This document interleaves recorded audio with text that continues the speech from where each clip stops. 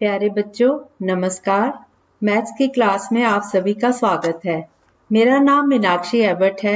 मैं मैथ्स की टीचर हूँ और सक्षम माधव नेत्र बैंक से पिछले कुछ सालों से जुड़ी हुई हूँ। सबसे पहले मैं धन्यवादी हूँ रिस्पेक्टेड बत्रा जी की और अनु मैम की, जिन्होंने मुझे आप सबसे मिलवाया और मुझे चांस दिया।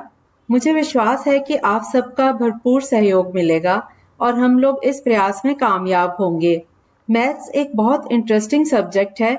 इसे सीखने के लिए कंसंट्रेशन यानी एकाग्रता और प्रैक्टिस यानी अभ्यास की जरूरत है। फॉर एग्जाम्पल 2 का टेबल, 2 का जो पहाड़ा है, वो आप सभी को अच्छे से आता है क्योंकि उसे आपने छोटी क्लास में बचपन में ही कई बार दोहराया और लिखकर अभ्यास किया।